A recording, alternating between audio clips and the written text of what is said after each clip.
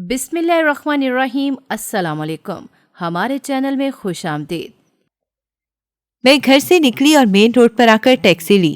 مجھے بہت ڈر بھی لگ رہا تھا کہ پتہ نہیں میں بحفاظت پہنچ پاؤں گی یا نہیں، کہیں ٹیکسی والا مجھے کسی غلط جگہ پر نہ لے جائے، کیونکہ میں آج سے پہلے تو کبھی اکیلے نہیں گئی تھی اور آج مجھے مجبوری میں جانا پڑ رہا تھا۔ میرا سفر کئی گھنٹوں کا تھا۔ میں ٹیکسی میں بیٹھ تو گئی تھی، لیکن دل میں کئی وسوسے آ رہے تھے اور میرے ماتھے پر پسینہ بہہ رہا تھا۔ حالانکہ اس وقت سردی کا موسم تھا اور ڈر کی وجہ سے میں کچھ بول بھی نہیں پا رہی تھی۔ میں کھڑکی کے ساتھ چپکی بیٹھی تھی اور میرے دماغ میں مختلف سوچیں گھوم رہی تھیں کہ میں گھر جا کر کیا بولوں گی، اگر کسی نے مجھ سے سوال کیا تو میں انہیں کیا بتاؤں گی۔ کئی گھنٹوں کے سفر کے بعد ٹیکسی شام کے وقت جا کر گاؤں کے پاس رک گئی۔ میں ٹیکسی سے اتری اور ڈرائیور کو کرایہ دیا، سامان اٹھایا اور تھکے تھکے قدموں سے گاؤں کی طرف بڑھ گئی۔ میں نہیں جانتی تھی کہ آگے کیا ہونے والا ہے اور مجھے اپنی صفائی میں کیا کہنا ہے۔ میرا نام فردوس ہے اور میں ایک مڈل کلاس گھرانے سے ہوں۔ ہمارے گھر میں شروع سے ہی دین کو بہت اہمیت دی جاتی تھی۔ میرے ابا گاؤں کی مسجد کے مولوی تھے اور وہی پانچوں وقت نماز وغیرہ پڑھاتے تھے۔ شروع سے ہی گھر میں دینی ماحول دیکھ کر ہم سب کا دین کی طرف کافی رجحان تھا۔ میری اماں بھی ہر وقت پردے میں رہتی تھیں اور زیادہ باہر وغیرہ بھی نہیں جاتی تھی۔ اماں کی ہی دیکھا دیکھی میں نے بھی بچپن سے ہی پردہ کرنا شروع کر دیا تھا۔ حالانکہ اس وقت میں کافی چھوٹی تھی، لیکن پھر بھی میں پردہ کرتی تھی۔ ہمارے گھر میں کبھی کوئی غیر مرد نہیں آیا تھا۔ ابا کے جتنے بھی دوست وغیرہ آتے تھے وہ گھر کے باہر والے حصے میں بنی بیٹھک میں ہی بیٹھتے تھے۔ میرے 2 بھائی تھے اور میں ان کی ایک اکلوتی بہن تھی۔ اماں ابا نے مجھے پڑھائی کرنے سے کبھی بھی نہیں روکا تھا۔ گاؤں میں پڑھائی کے لیے اسکول بنے ہوئے تھے۔ لڑکے اور لڑکیوں دونوں کے اسکول الگ الگ تھے، کیونکہ ہمارے گاؤں میں ایسی چیزوں کا بہت زیادہ خیال رکھا جاتا تھا، اسی لیے لڑکے اور لڑکیوں کے لیے الگ الگ اسکول بنائے ہوئے تھے۔ لڑکیوں کے اسکول میں صرف خواتین ٹیچر ہی ہوتی تھیں اور لڑکوں کے اسکول میں صرف مرد حضرات ہی ٹیچر تھے۔ میں نے گاؤں کے اسکول سے میٹرک کیا تھا اور اس کے بعد میں نے پڑھائی چھوڑ دی تھی، کیونکہ اسکول کے بعد یہاں پر کالج نہیں تھا اور شہر بھیجنے کے لیے کوئی بھی راضی نہیں تھا۔ زیادہ تر گاؤں کی لڑکیاں میٹرک تک ہی پڑھتی تھیں۔ میں آج تک کبھی بھی شہر نہیں گئی تھی، لیکن میرے ساتھ پڑھنے والی ایک لڑکی فاریہ، جو میری بہت اچھی دوست تھی اور میرے پڑوس میں بھی رہتی تھی، ہم دونوں بچپن سے دوست تھے۔ وہ کئی بار اپنے ابا کے ساتھ شہر جا چکی تھی اور وہاں کے بارے میں مجھے کئی کہانیاں سناتی تھی کہ شہر کے لوگ کیسے ہوتے ہیں۔ اس کی باتیں سن کر مجھے بہت تعجب ہوتا تھا کہ وہاں کس طرح کے لوگ رہتے ہیں۔ وہ جب ایسی باتیں کرتی تھی تو اس کی اماں کہتی تھیں، شہر ہو یا گاؤں، ہر جگہ اچھے اور برے لوگ موجود ہوتے ہیں، لیکن تم تو صرف برے لوگوں کے بارے میں ہی بات کرتی ہو۔ تو بولتی تھی کہ اماں، شہر کے لوگ کتنا فیشن کرتے ہیں، آپ نے نہیں دیکھا؟ تو اس کی اماں اسے ڈانٹ دیتی تھیں، ایسے کسی کے بارے میں نہیں بولتے۔ لیکن اس کی باتیں سن کر مجھے بہت شوق ہو گیا تھا کہ میں بھی شہر دیکھوں۔ ایک بار تو میں نے ابا سے ضد بھی کی، لیکن ابا نے مجھے منع کر دیا۔ ابا نے کہا، میرا شہر میں کوئی کام نہیں اور نہ میں وہاں جاتا ہوں اور تمہیں بھی وہاں جانے کی ضرورت نہیں ہے، گھر پر رہو، ہمارا سب کچھ اس گاؤں میں ہی ہے۔ ابا کے کہنے پر میں نے دوبارہ اس بات کا ذکر نہیں کیا، لیکن یہ خواہش میرے دل میں ہمیشہ رہی کہ میں شہر جاؤں اور شہر کے لوگوں کو دیکھوں۔ ہمارے گاؤں کے بہت سے لڑکے شہر پڑھنے جاتے تھے، لیکن میرے ابا نے میرے بھائیوں کو شہر نہیں بھیجا، بلکہ وہ گاؤں میں ہی کھیتی باڑی کا کام کرتے تھے، اسی سے ہمارا گھر چلتا تھا۔ ہمارے گاؤں میں ہر سال ایک ہفتے کے لیے ایک میلہ لگا کرتا تھا۔ اس میلے میں لوگ دور دور سے آ کر اپنی چیزیں وغیرہ بیچا کرتے تھے۔ میں اور میری دوست بہت ہی شوق سے اس میلے میں جاتے تھے۔ پورا سال اس میلے کا انتظار کرتے اور پیسے جمع کر کے رکھتے۔ میں باقاعدہ پردہ کر کے اس میلے میں جاتی تھی۔ ویسے بھی وہاں پر عورتوں اور مردوں کے لیے الگ الگ اسٹال لگائے جاتے تھے اور میلے کو 2 حصوں میں بانٹ دیا جاتا تھا۔ میں اور میری دوست پورا ہفتہ روز اس میلے میں جاتے تھے۔ حالانکہ ہم اتنا کچھ خریدتے نہیں تھے، لیکن یہ ہمارے لیے سال کی سب سے بڑی عیاشی ہوتی تھی اور ہم اس سے خوب فائدہ اٹھاتے تھے۔ یہاں پر ہر طرح کے کڑھائی کیے ہوئے کپڑے، کھانے پینے کی مختلف چیزیں اور بہت سا سجاوٹ کا سامان بھی ملتا تھا۔ مجھے کھانے پینے کی چیزوں میں بہت زیادہ دلچسپی تھی۔ میری اماں کہتی تھی اتنا مت کھایا کر، موٹی ہو جائے گی، اور پھر تجھ سے کوئی شادی نہیں کرے گا، اور میں آگے سے ہنس دیتی تھی۔ ابا کہتے تھے کہ پریشان مت ہو، میری بیٹی کی شادی بہت ہی اچھی جگہ ہوگی اور یہ کوئی موٹی نہیں ہوگی، تم اسے روکا مت کرو، کھانے دیا کرو۔ تو اماں آگے سے غصہ کرنے لگ جاتی تھی۔ یوں ہی دن گزرتے رہے اور میں شادی کی عمر کو پہنچ گئی۔ ہمارے گاؤں میں لڑکیوں کی شادی 16-17 سال کی عمر میں ہی کر دی جاتی تھی۔ اماں ابا نے بھی میرے لیے رشتے دیکھنا شروع کر دیے تھے۔ ایک دن ابا کے دور پار کے دوست گھر پر آئے اور انہوں نے ابا سے کہا کہ میری ایک جاننے والے ہیں، انہیں اپنے بیٹے کے لیے ایک اچھی لڑکی کی تلاش ہے۔ تمہاری بیٹی کافی اچھی اور سلجھی ہوئی ہے، تو کیوں نہ ہم اس کے لیے آگے بات چلائیں؟ تو ابا نے ہاں کر دی، حالانکہ اماں نے منع بھی کیا تھا، کیونکہ وہ لوگ شہر میں رہتے تھے اور شہر یہاں سے کافی دور تھا۔ فاریہ مجھے بولنے لگی، تمہیں کتنا دل تھا نا کہ تم شہر میں جاؤ اور شہر دیکھو، اب تو تمہاری شادی وہیں ہو جائے گی۔ میں نے کہا لیکن میں وہاں نہیں جانا چاہتی ہوں، مجھے میرا گاؤں ہی پسند ہے اور میں یہیں پر رہنا چاہتی ہوں۔ پتہ نہیں شہر کے لوگ کیسے ہوں۔ وہ بولی پریشان مت ہو، اب اتنے بھی برے نہیں ہوتے۔ ابا نے کچھ ہی دنوں میں میرا رشتہ پکا کر دیا، حالانکہ اماں نے بہت منع کیا، لیکن ابا نے کسی کی بات نہیں سنی۔ میں بھی اس رشتے سے خوش نہیں تھی، مجھے شہر نہیں جانا تھا۔ سمجھ نہیں آ رہی تھی کہ کیا کروں، لیکن ابا کو منع بھی نہیں کر سکتی تھی، کیونکہ کوئی خاص وجہ بھی نہیں تھی۔ ابا نے میرے لیے ایک اچھا خاصا جہیز بنانا شروع کر دیا۔ مجھے بہت تعجب ہوا کہ ابا جو جہیز کے خلاف تھے وہ کیوں بنا رہے ہیں۔ بہرحال کچھ ہی دن میں میری شادی کی تاریخ رکھ دی گئی۔ شادی شہر میں ہونا طے پائی تھی، کیونکہ میرے سسرال والوں کی طرف سے یہی شرط تھی کہ وہ گاؤں نہیں آئیں گے، شادی شہر میں ہی ہوگی۔ ہم لوگ شادی کے لیے شہر چلے گئے، ابا کے دوست کے گھر میں ہی ٹھہرے۔ جس دن شادی تھی میں بہت ہی زیادہ رو رہی تھی، کیونکہ میں اپنے گھر سے پہلی بار دور ہو رہی تھی۔ شادی کے وقت تو میری ساس وغیرہ بہت اچھی بن رہی تھیں، لیکن جب مجھے لے کر گھر گئیں تو مجھے پتہ چلا کہ وہ لوگ بہت ہی عجیب قسم کے لوگ ہیں۔ سب کا رویہ کافی عجیب لگ رہا تھا، پھر بھی میں نے خود کو سنبھالے رکھا۔ بہت سی رسمیں کرنے کے بعد مجھے میرے کمرے میں پہنچا دیا گیا۔ شوہر میرے کمرے میں آیا تو اس کا رویہ بھی بہت عجیب تھا۔ اس نے تو میری طرف دیکھنا بھی پسند نہیں کیا تھا۔ سمجھ نہیں آ رہی تھی کہ یہ سب کیا ہو رہا ہے۔ میں نے اپنے کپڑے وغیرہ چینج کیے اور وضو کر کے تہجد کی نماز پڑھنے لگی۔ تبھی ساس کسی کام سے آئی اور اس نے کہا کہ یہ کیا کر رہی ہو؟ میں نے کہا میں نماز پڑھنے لگی ہوں۔ تو وہ بولی نماز پڑھ رہی ہو یا پھر ہم سب پر جادو ٹونا کرنا چاہتی ہو؟ اس کی بات سن کر میں حیران ہو کر رہ گئی۔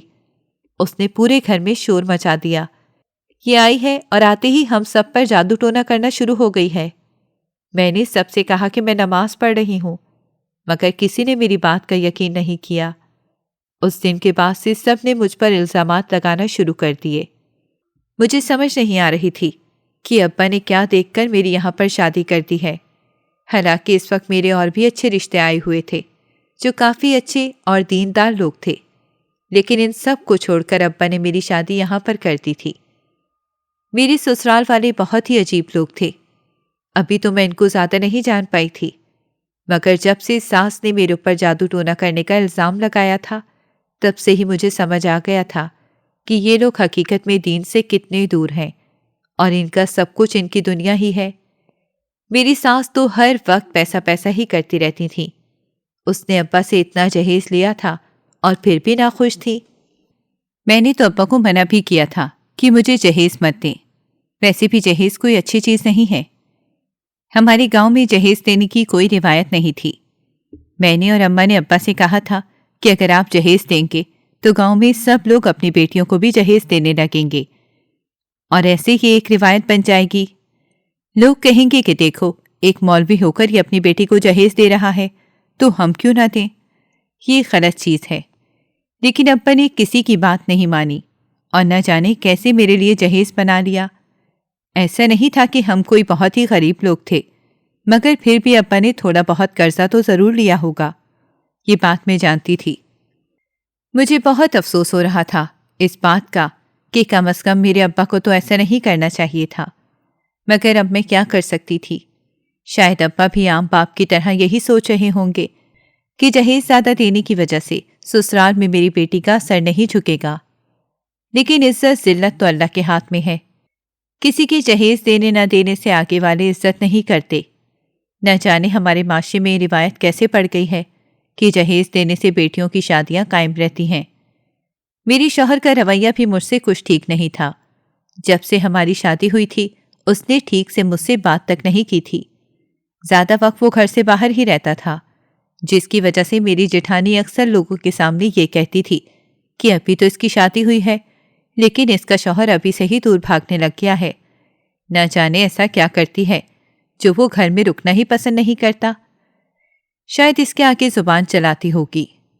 وہ یہ سب باتیں محلے کی عورتوں کے ساتھ بیٹھ کر کرتی تھی۔ میں اس کی سرکش سے سخت تنگ تھی، مگر میں یہاں پر نئی دلہن تھی اور زیادہ بول نہیں سکتی تھی، اسی لیے میں نے خاموش رہنے میں عافیت جانی۔ میں ان سب کو سمجھنے کی کوشش کر رہی تھی۔ جہاں کسی طرح کے پردے کا اہتمام نہیں کیا جاتا تھا، میں نے دیکھا کہ سارے کزن وغیرہ ایک دوسرے کے گھر آتے جاتے تھے، چاہے لڑکے ہوں چاہے لڑکیاں، اس بات کا بالکل خیال نہیں رکھا جاتا تھا، اور یہ لوگ خود کو ماڈرن کہتے تھے۔ مجھے تو جاہل لگتے تھے۔ ایک دن ساس نے مجھے اپنے پاس بلایا اور بولی، اب گھر کے کاموں میں تو ہاتھ بٹانا شروع کر دے، فی الحال تو صفائی وغیرہ کرنا، کچن کا کام بڑی بہو کر لے گی۔ میں نے کہا ٹھیک ہے۔ میں پورے گھر کی صفائی وغیرہ کرنے لگی۔ روزانہ میں گھر کی صفائی کرتی اور کپڑے وغیرہ بھی دھوتی۔ میری نند پورا دن بیٹھ کر بس موبائل دیکھا کرتی تھی اور کسی کام کو ہاتھ نہیں لگاتی تھی۔ ساس کہتی کہ اس نے ویسے بھی شادی ہو کر اگلے گھر چلے جانا ہے، جب تک میرے گھر میں ہے میں نہیں چاہتی کہ یہ کوئی کام کرے۔ ایک دو بار میں نے اپنی نند سے کہا کہ نماز پڑھ لو، تو آگے سے اس نے مجھے کہا یہ میرا مسئلہ ہے، تم اپنے کام سے کام رکھو، آئی پڑی تم نمازی۔ مجھے بہت افسوس ہوا اس کی بات سن کر۔ یہاں پر ہر کوئی میرا مذاق اڑاتا تھا۔ میری ساس کو تو میرا پردہ کرنا بھی گوارا نہیں تھا۔ میرے لیے یہاں پر نماز پڑھنا اور عبادت کرنا بہت مشکل ہوتا جا رہا تھا۔ ہر وقت ساس جان پوچھ کر کسی نہ کسی کام میں مصروف رکھتی تھیں، مگر پھر بھی میں کسی نہ کسی طرح سے وقت نکال کر نماز پڑھ ہی لیتی تھی۔ رات کو جب تہجد پڑھنے لگتی تو شوہر چلاتا اور کہتا، تم خود کو کیا ثابت کرنا چاہتی ہو؟ مجھ سے دور ہو جاؤ، میرے کمرے سے نکل جاؤ۔ اس کی ایسی باتیں میرے لیے بہت تکلیف والی تھیں۔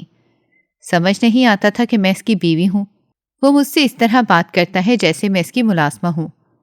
ویسے بھی یہاں مجھے ملازمہ کی طرح ہی رکھا جاتا تھا۔ جب بھی کوئی مجھے دیکھتا کسی نہ کسی کو اپنا کوئی نہ کوئی کام یاد آ جاتا تھا، اور میں بنا کچھ بولے اور بنا برا مانے سب کا کام کر دیتی تھی۔ جب سے شادی ہوئی تھی میرے گھر والے مجھ سے ملنے نہیں آئے تھے اور نہ میں ان کے پاس جا سکی تھی۔ ولیمے کے بعد سے میری کسی سے ملاقات نہیں ہو سکی تھی۔ ایک دن میں نے اپنے شوہر سے کہا کہ مجھے میرے والدین کے گھر لے جائیں، میں ان سے ملنا چاہتی ہوں، لیکن شوہر نے یہ کہہ کر انکار کر دیا کہ میں اس پرانے زمانے کے گاؤں میں ہرگز نہیں جانے والا۔ اگر تمہیں جانا ہے تو خود سے چلی جاؤ اور کئی دن تک واپس مت آنا، جتنے دن چاہو رہ لینا۔ میں نے کہا میں اکیلے کیسے جاؤں گی، مجھے تو راستہ بھی نہیں پتا۔ تو شوہر بولا، مجھے نہیں پتا، میں اپنے بھائی کے ساتھ تمہیں بھیج دوں گا۔ میں نے کہا میں کسی غیر مرد کے ساتھ کیسے جا سکتی ہوں؟ تو میری بات سن کر شوہر نے ایک زوردار تھپڑ مجھے مارا اور بولا، وہ غیر مرد نہیں ہے، میرا بھائی ہے اور تمہارا دیور ہے۔ میں نے کہا لیکن دیور غیر مرد ہی ہوتا ہے، اور اگر وہ غیر مرد نہیں ہوتا تو اس سے شادی کیوں جائز ہوتی؟ میری باتیں سن کر شوہر کو سخت غصہ آ گیا اور وہ بولا، اچھا تمہاری نظر میرے بھائی کے اوپر ہے۔ میں نے کہا کیسی باتیں کر رہے ہیں، میں نے تو آپ کو صرف بتایا ہے، لیکن آپ میری بات کو سمجھ نہیں رہے۔ شوہر میری بات کو سمجھے بنا وہاں سے غصہ کرتے ہوئے نکل گیا اور جاتے جاتے ساس کو بولا، اس سے کہیں کہ یہ اپنے گھر واپس چلی جائے اور مجھے اپنی شکل نہ دکھائے۔ ان کے جاتے ہی ساس میرے کمرے میں آئی اور بولی، اب تو نے کیا کر دیا ہے؟ جب سے تو ہمارے گھر میں آئی ہے کوئی نہ کوئی مسئلہ کھڑا کیے جا رہی ہے۔ اب پتا کیا بات ہے؟ تو میں نے ساس کو ساری بات بتا دی تو وہ منہ کھولے حیرت سے میری طرف دیکھنے لگی اور بولی، تجھے کس نے کہا تھا یہ سب کہنے کو؟ تیرا دماغ تو ٹھیک ہے، تیرے شوہر کا بھائی تیرے بھائی جیسا ہی ہے۔ میں نے کہا، آپ یہ کیا باتیں بول رہی ہیں؟ دیور سے تو سب سے زیادہ پردہ کرنا چاہیے، اور میں نے کچھ غلط نہیں بولا ہے، یہ حقیقت ہے۔ ساس بولی، زیادہ زبان مت چلا، اپنا سامان پیک کر اور اپنے ماں باپ کے گھر جا، اور کوشش کرنا کئی دن تک واپس مت آنا، کیونکہ ہم میں سے کوئی بھی تیری شکل نہیں دیکھنا چاہتا۔ غلطی کرتی تو اس سے اپنی بیٹی کی شادی کر دی، پتہ نہیں میری عقل اس وقت کہاں گئی تھی۔ میں نے کہا، میں اکیلے کیسے جاؤں گی؟ مجھے تو راستہ بھی نہیں پتا۔ تو ساس بولی، جیسے مرضی جا، مجھے نہیں پتا۔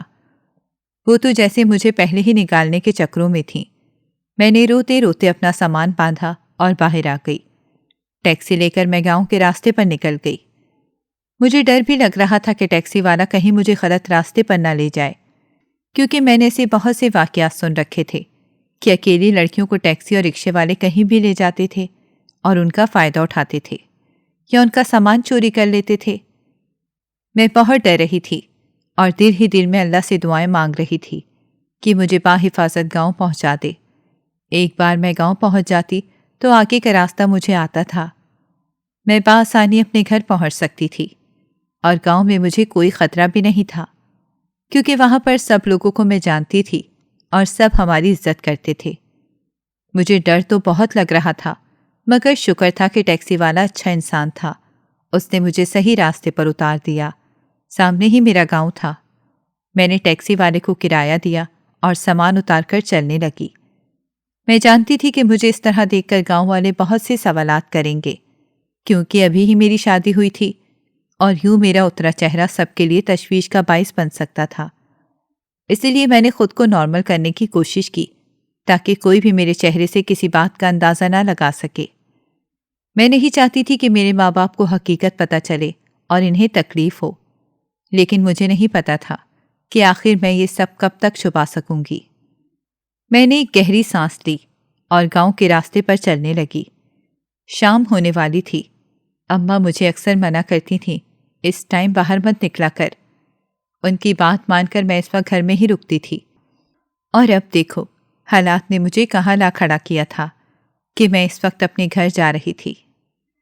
کچھ دیر میں گھر کے سامنے پہنچ گئی۔ میری ہمت نہیں ہو رہی تھی دروازہ بجانے کی، لیکن اندر تو جانا ہی تھا۔ میں نے دروازہ بجایا تو تھوڑی دیر میں اماں نے دروازہ کھولا۔ مجھے دروازے پر دیکھ کر ایک دم پریشان ہو گئیں، پھر خوش بھی ہوئیں۔ میں اماں کے گلے لگ گئی۔ سمجھ نہیں آ رہا تھا کہ کیا کروں، خود بخود میرے آنسو گرنے لگے۔ اماں سمجھی کہ شاید اتنے دن بعد مل رہی ہوں، اسی لیے میں اداس ہوں۔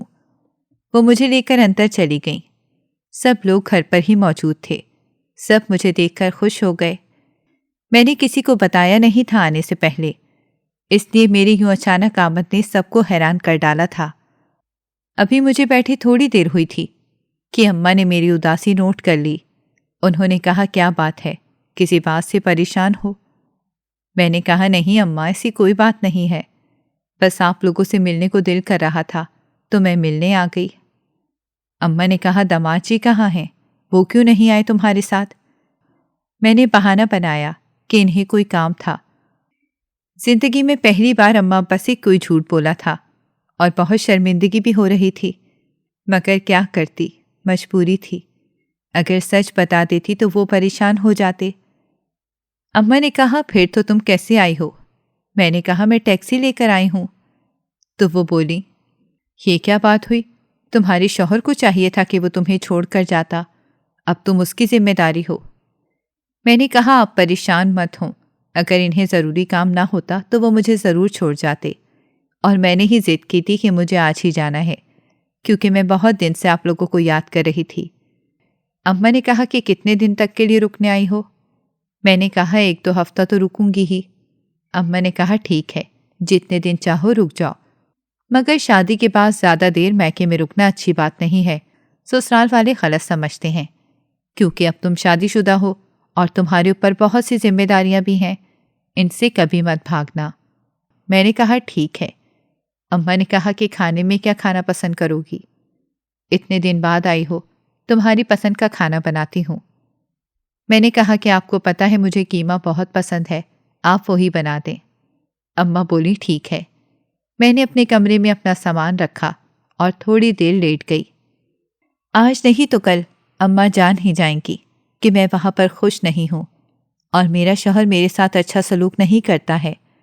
تب میں کیا کہوں گی؟ مجھے کچھ بھی سمجھ نہیں آ رہا تھا، اور میں نے 2 ہفتوں کا تو ایسے ہی بول دیا تھا۔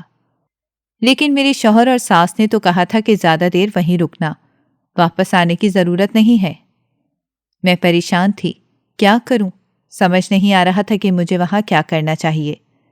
تبھی میرے دماغ میں خیال آیا، کیوں نہ میں فاریہ سے اس بارے میں بات کروں، ہو سکتا ہے وہ مجھے کوئی نہ کوئی حل بتا دے۔ اور ایک وہی ہے جس سے میں اپنے دل کی بات کہہ سکتی ہوں، اور وہ کسی کو نہیں بتائے گی۔ ابھی تو شام ہو گئی تھی۔ میں نے سوچا میں کل صبح ہی سے ملنے جاؤں گی اور تبھی سے بات کر لوں گی۔ امی کچن میں کھانا بنا رہی تھیں۔ میں اٹھ کر ان کے پاس آ گئی۔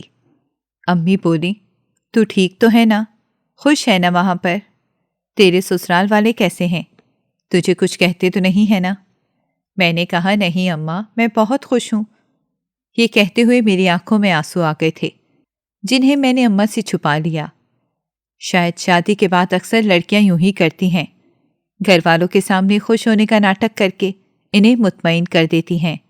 حالانکہ 90% ایسی شادیوں میں گھر والوں کا ہی ہاتھ ہوتا ہے، مگر اس کا اثر صرف 2 لوگوں پر پڑتا ہے، یعنی جن کی شادی ہوئی ہوتی ہے، ان دونوں پر۔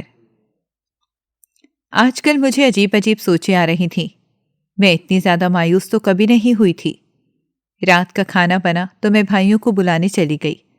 ہم سب بیٹھ کر کھانا کھانے لگے تو مجھے یاد آیا کہ کیسے سسرال میں مجھے سب سے آخر میں بچا ہوا کھانا دیا جاتا تھا۔ ان میں سے کوئی بھی مجھے اپنے ساتھ بٹھا کر کھانا کھلانا پسند نہیں کرتا تھا۔ نہ جانے وہ مجھے انسان بھی سمجھتے تھے یا نہیں۔ میں جس چیز کو ہاتھ لگا لیتی، ساس اس چیز کو دوبارہ ہاتھ لگانا پسند نہیں کرتی تھیں۔ اس کا کہنا تھا کہ یہ صحیح لڑکی نہیں ہے، ہم پہ جادو ٹونے کرتی ہے۔ کیا پتہ اس نے جادو کیا ہو، اور اگر میں کوئی چیز کھا لوں تو وہ مجھ پر اس کا اثر نہ ہو جائے۔ میں ان کی ایسی باتوں پر دل برداشتہ ہو جاتی تھی۔ اماں نے مجھے کہیں کھویا دیکھا تو بولی، کیا ہوا، کھانا پسند نہیں آیا؟ میں نے کہا ایسی کوئی بات نہیں ہے، کھانا تو بہت اچھا ہے۔ اماں بولی، پھر کیا بات ہے؟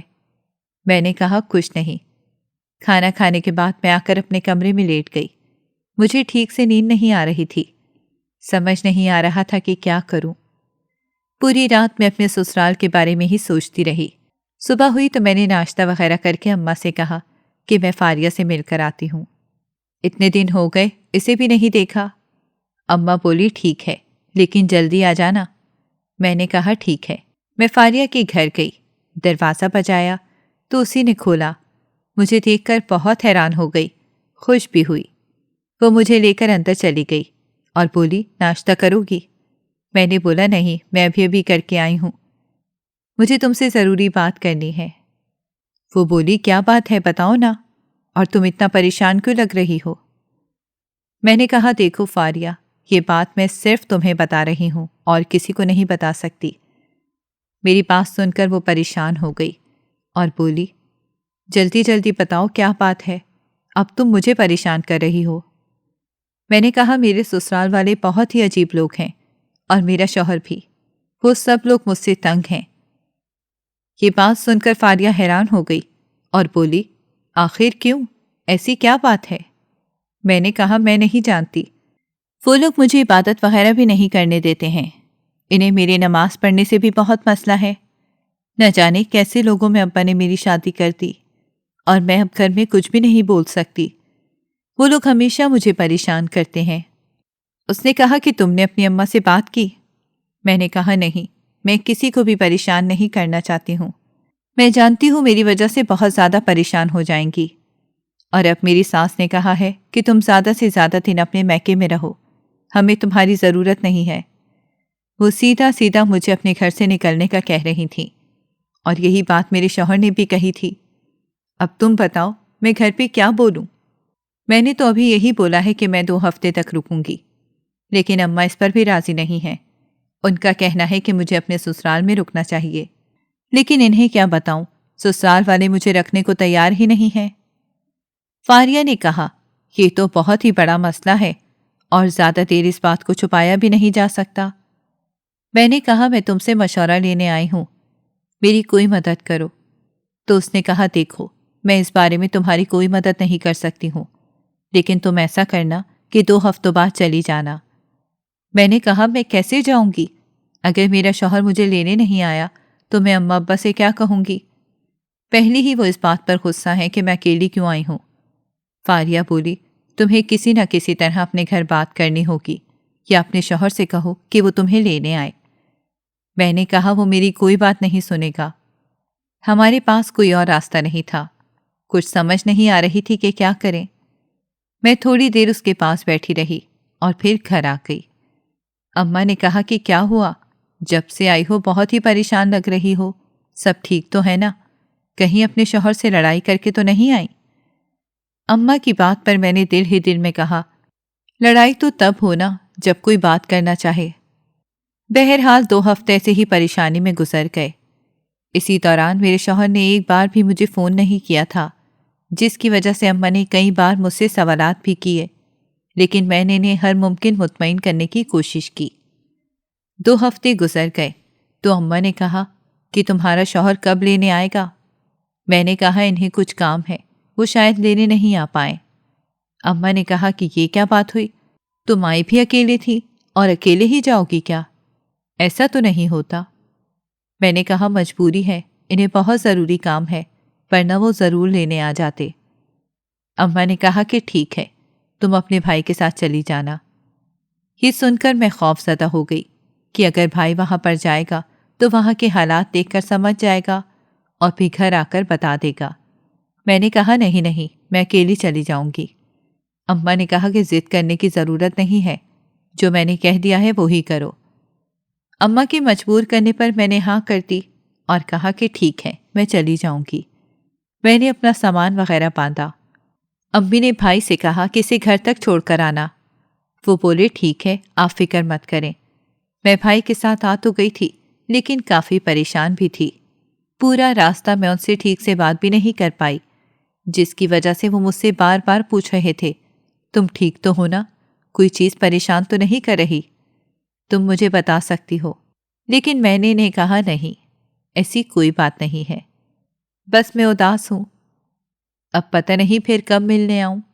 تو وہ بولے، اس میں اداس ہونے والی کیا بات ہے، جب دل کرے آ جانا۔ میں نے کہا ٹھیک ہے۔ بھائی نے مجھے گھر کے باہر اتارا۔ میں نے کہا بھائی آپ اندر نہیں آئیں گے؟ وہ بولے نہیں، مجھے کچھ کام ہے، میں وہاں جا رہا ہوں۔ ان کی بات سن کر میں خوش ہو گئی کہ شکر ہے وہ اندر نہیں آ رہے ہیں، ورنہ وہ میرے سسرال والوں کے رویے سے اندازہ لگا لیتے کہ اصل میں کیا ماجرا ہے۔ اندر آئی تو ساس بولی، لو منہ اٹھا کر آ گئی ہو۔ میں نے کہا تھا نا جلدی مت آنا، تمہیں سمجھ نہیں آتی ہے، یہاں پر تمہاری کسی کو ضرورت نہیں ہے۔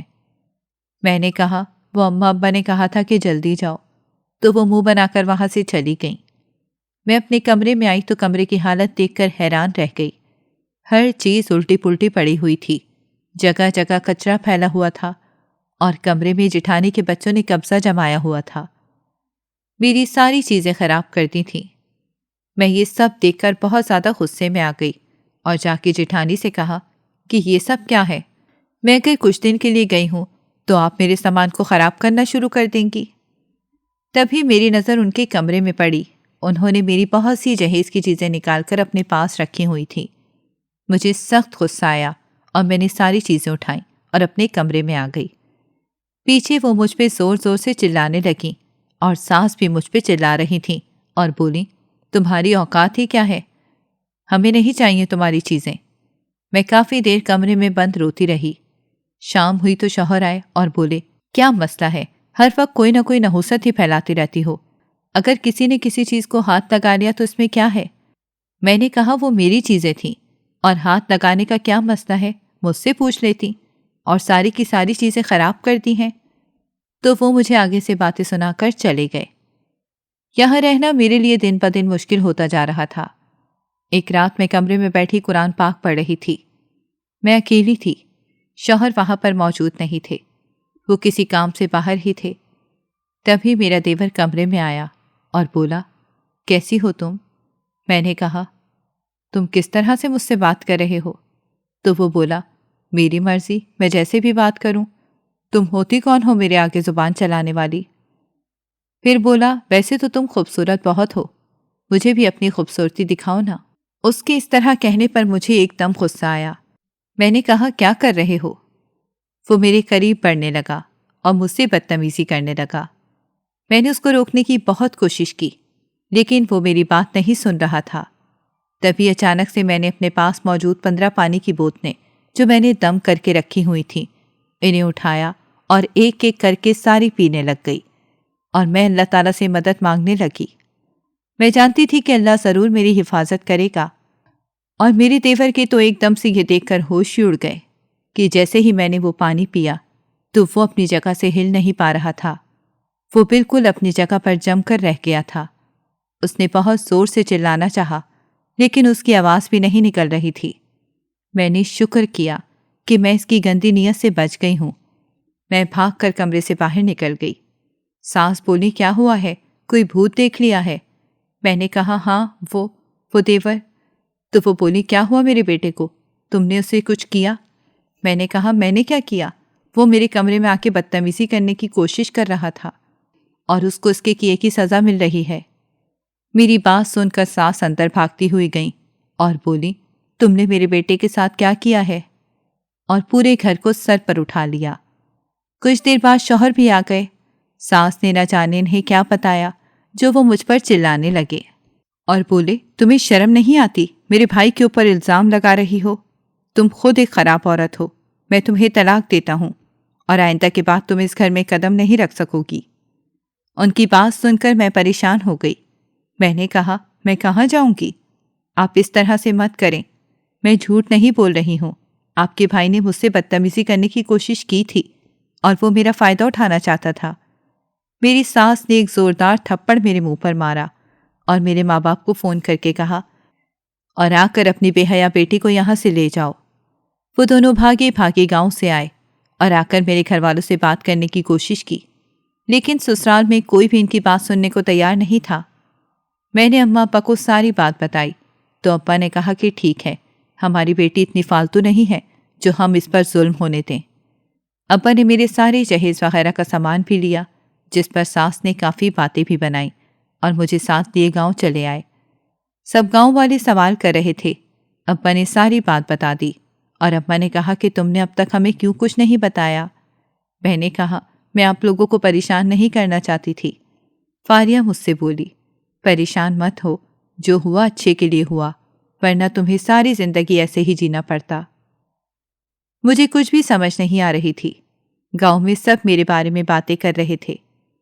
بعد میں مجھے پتا چلا، میرا دیور جو مجھ سے بدتمیزی کرنا چاہ رہا تھا، اسے فالج کا اٹیک ہو گیا تھا، اور وہ ٹھیک سے بول بھی نہیں پا رہا تھا، اور نہ ہی اپنے ہاتھ پاؤں ہلا پا رہا تھا، اور میری سانس بھی بستر سے لگ کر رہ گئی تھی، اور میرا شوہر جس نے مجھے ہمیشہ پریشان ہی کیا تھا، اپنا گھر چھوڑ کر کہیں بھاگ گیا تھا۔ ابا کے جس دوست نے ہمارا رشتہ کروایا تھا، انہوں نے کہا کہ وہ لڑکا پہلے سے ہی خراب تھا اور ہمیں پتہ نہیں چلا۔ وہ اکثر نشہ کرتا تھا اور جوا بھی کھیلتا تھا۔ کاش میں جلدی میں یہ فیصلہ نہ کرتا، میری وجہ سے تمہاری بیٹی کی زندگی خراب ہو گئی ہے۔ لیکن ابا نے کہا کہ جو ہونا تھا وہ ہو گیا، اب ہم کچھ بھی نہیں کر سکتے ہیں۔ انہیں ان کے کیے کی سزا مل رہی ہے، اور میں اب اپنی بیٹی کو کسی طرح کا کوئی دباؤ نہیں ڈالوں گا۔ میرے غلط فیصلے نے اس کی زندگی کو تباہ کر کے رکھ دیا ہے۔ اس دن کے بعد سے ابا بہت بیمار رہنے لگ گئے۔ میں نے ابا سے کہا کہ آپ پریشان مت ہوں، اس میں آپ کی کوئی غلطی نہیں، آپ نے تو میرا اچھا ہی سوچا تھا۔ لیکن ابا بولے، مجھے اتنی جلد بازی نہیں کرنی چاہیے تھی، مجھے تو لگا تھا کہ وہ لوگ اچھے ہیں اور تم وہاں پر بہت زیادہ خوش رہو گی، لیکن حقیقت تو کچھ اور ہی نکلی۔ کچھ دن بعد باقاعدہ طلاق کے کاغذات بھی آ گئے۔ اماں نے کہا کہ ابھی تم اتنی بڑی نہیں ہوئی ہو، ابھی تمہاری عمر پڑی ہے، ہم کہیں اچھی جگہ تمہاری شادی کر دیں گے۔ لیکن شادی کے نام پر ہی اب میں پریشان ہو جاتی تھی۔ میں نے کہا مجھ سے اس بات کا کوئی ذکر نہیں کرے گا۔ اگلے کئی سال تک میں ایسے ہی رہی۔ فاریہ کی شادی ہو گئی۔ وہ اپنے سسرال میں کافی خوش تھی۔ اماں نے مجھے کئی بار کہا کہ اب تمہاری شادی کر دینی چاہیے، لیکن میں نے کہا کہ میں دوبارہ شادی نہیں کرنا چاہتی ہوں۔ لیکن میں آخر کب تک ایسا کر سکتی تھی؟ انہی سالوں میں میرے بھائی کی بھی شادی ہو گئی تھی۔ ایک دن میری بھابھی نے کہا کہ میری اماں چاہتی ہیں کہ میرے بھائی کے لیے ہم فردوس کا رشتہ لیں۔ پہلے تو میری اماں نے منع کر دیا کہ ہم وٹا سٹا نہیں کریں گے، لیکن اس نے کہا کہ ہم اس نیت سے بالکل بھی نہیں کر رہے ہیں۔ ہمیں آپ کی بیٹی بہت زیادہ پسند ہے اور ہمیں اس بات سے کوئی مطلب نہیں ہے کہ اس کی پہلے بھی شادی ہو چکی ہے یا نہیں۔ اماں اپا نے مجھ سے پوچھا تو میں نے کچھ سوچ کر ہاں کر دی، کیونکہ ساری زندگی ایسے اکیلے تو نہیں گزاری جا سکتی تھی، اور بھابھی لوگوں کا گھرانہ بھی اچھا اور دیندار تھا، اسی لیے ہم نے ان کو رشتے کے لیے ہاں بول دی۔ سادگی سے میری شادی کرنے کا فیصلہ کیا گیا تھا۔ میں نے ابا سے کہا تھا کہ مجھے کوئی جہیز وغیرہ نہیں چاہیے، کیونکہ یہ چیزیں میری خوشیوں کی ضمانت ہرگز بھی نہیں ہیں۔ مجھے بس آپ کی دعائیں چاہیے۔ ابا نے کہا کہ ٹھیک ہے، جیسے تم چاہو۔ اماں نے میری شادی کا جوڑا وغیرہ تیار کروایا، اور ایک دن شام کو سادہ سی تقریب میں میرا نکاح کر دیا گیا۔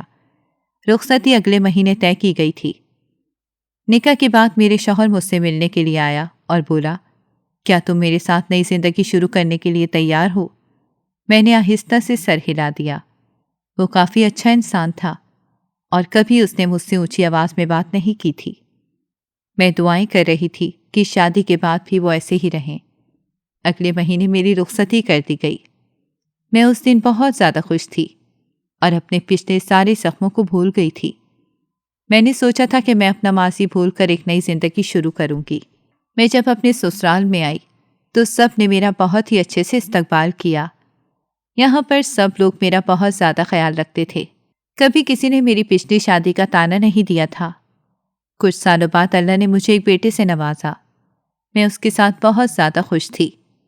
میرا گھر ہی میرے لیے سب کچھ تھا، اور میں اپنی دنیا میں بہت پرسکون اور مطمئن تھی۔ ناظرین، اگر آپ کو ہماری کہانی اچھی لگی ہے تو ویڈیو کو لائک کریں، شیئر کریں اور ہمارے چینل کو سبسکرائب کریں۔ اگلی ویڈیو تک اجازت دیں۔ اللہ حافظ۔